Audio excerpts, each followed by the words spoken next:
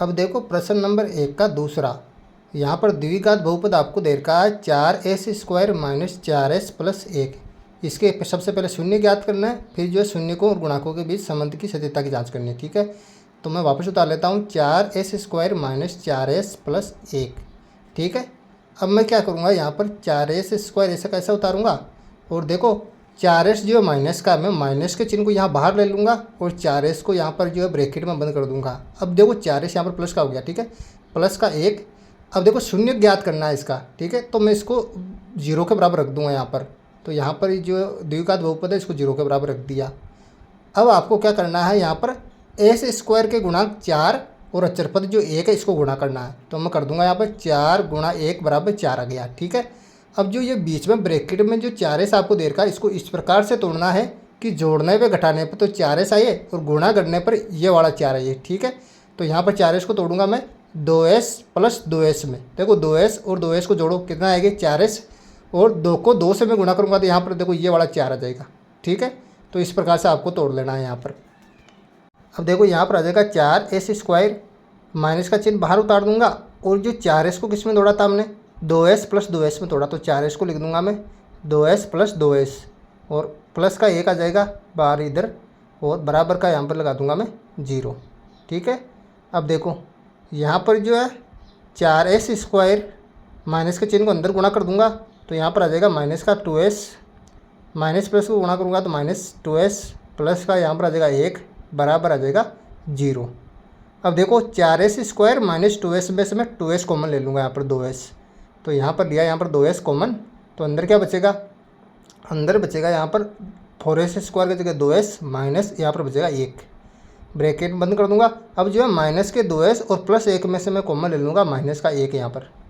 ठीक है, अब अंदर क्या बचेगा, अंदर यहाँ पर बचेगा 2s और यहाँ पर माइनस 1, और बराबर का लगा दूंगा 0। अब जो है इन दोनों को गुणनखंड के रूप में यहाँ पर व्यक्त कर लूँगा। 2s माइनस 1 एक तरफ उतार लूँगा, इधर 2s माइनस 1, और इधर जो देखो कोष्टक के अंदर 2s माइनस 1 2s माइनस 1 है, तो इसको एक बार उतार लूँगा 2s माइनस 1। ठीक है, बराबर का आ जाएगा यहाँ पर 0।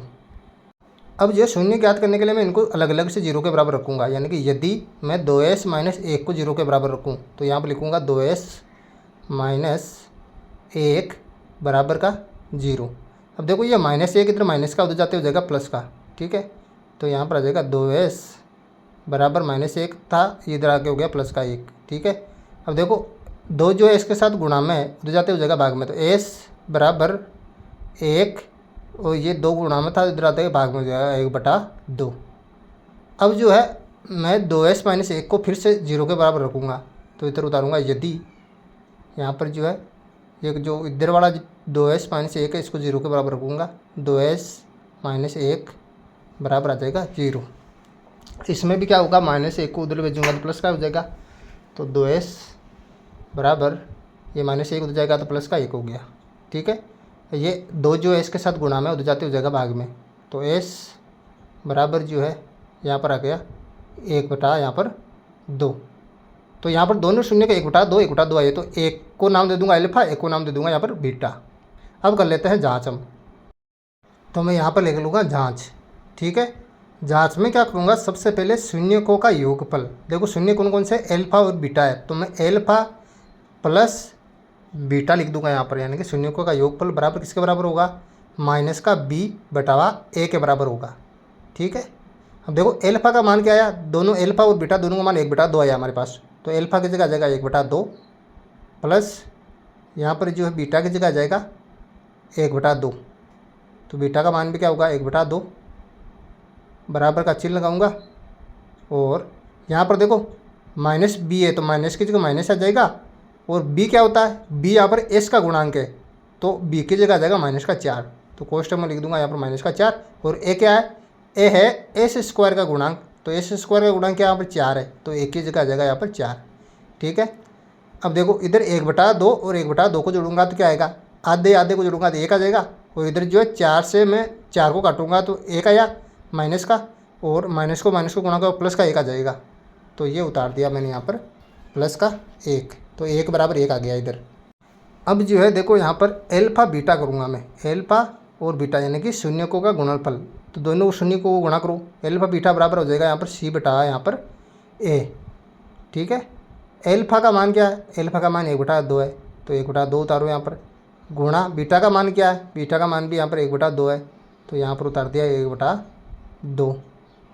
ठीक है, बराबर बराबर का चिन्ह, और सी का मान क्या है, सी का मान है यहाँ पर 1, तो ये उतार दिया यहाँ पर जो है सी की जगह 1, क्योंकि अक्षर पद होता है तो 1 आ जाएगा। और ए क्या है, एस स्क्वायर का गुणांक है, तो 1 की जगह उतार दूंगा नीचे 4, ये 4 उतार दिया मैंने।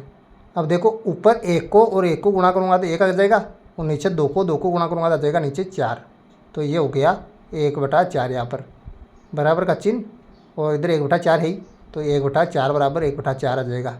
तो इस प्रकार से आपको जो है इसकी जो है जाँच कर लेनी है। Very simple.